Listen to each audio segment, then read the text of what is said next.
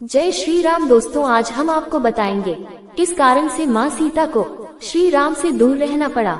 एक बार सीता जी अपनी सहेलियों के साथ जनक जी के महल के बगीचे में मनोरंजन के लिए गई। वहाँ पर एक वृक्ष पर उन्होंने तोते के एक जोड़े को देखा। दोनों आपस में बातें कर रहे थे।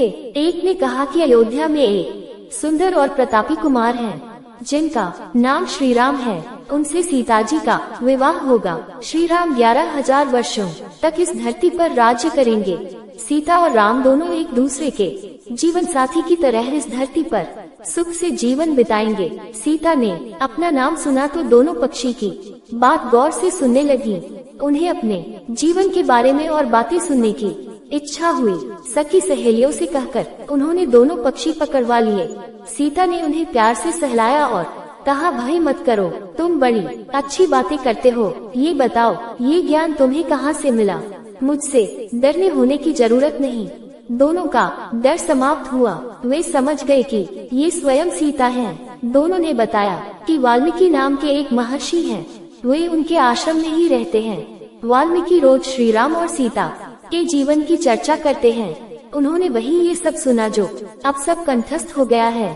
सीता ने और पूछा तो तोते ने कहा, दशरथ पुत्र श्री राम शिव का धनुष भंग करेंगे और सीता उन्हें पति के रूप में स्वीकार करेगी। तीनों लोकों में यह अद्भुत जोड़ी बनेगी। सीता पूछती जाती और तोता उसका उत्तर देते जाते। दोनों थक गए। उन्होंने सीता से कहा, ये कथा बहुत विस्तृत है, कई माह लगेंगे सुनाने में। दोनों उड़ने को तैयार हुए।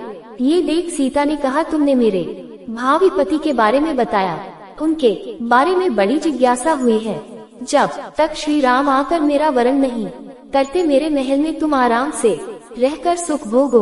तोती ने कहा, देवी, हम वन के प्राणी हैं, पेड़ों पर रहते सर्वत्र विचरते हैं। मैं गर्भवती हूँ, मुझे घोंसले में जाकर अपने बच्चों को जन्म देना है। सीता जी नहीं मानी। तोते ने कहा, आप जिद न करें, जब मेरी पत्नी बच्चों को जन्म देगी तो मैं स्वयं आकर शेष कथा सुनाऊंगा। अभी तो हमें जाने दें। सीता ने कहा, ऐसा है तो तुम चले जाओ, लेकिन तुम्हारी पत्नी यही रहेगी, मैं इसे कष्ट न होने दूंगी।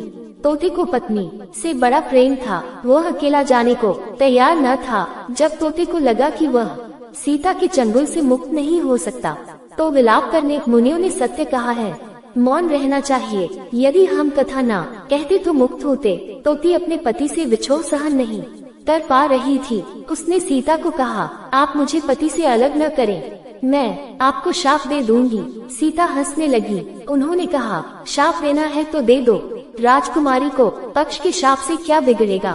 तोती ने शाप दिया, एक गर्भवती को जिस तरह तुम उसके पति से दूर कर रही हो, उसी तरह तुम जब गर्भवती रहोगी तो तुम्हें पति का विछोह सहना पड़ेगा। शाप देकर तोती ने प्राण त्याग दिए। पत्नी को मरता देख तोता क्रोध में बोला, अपनी पत्नी के वचन सत्य करने के लिए मैं ईश्वर को प्रसन्न कर श्री राम के नगर में जन्म लूंगा और अपनी पत्नी का शाप सत्य कराने का माध्यम बनूंगा। वही तोता बाद में अयोध्या का धोबी बना, जिसने झूठा लांछन लगाकर श्री राम को इस बात के लिए विवश किया कि वह सीता को अपने महल से निष्कासित कर दे।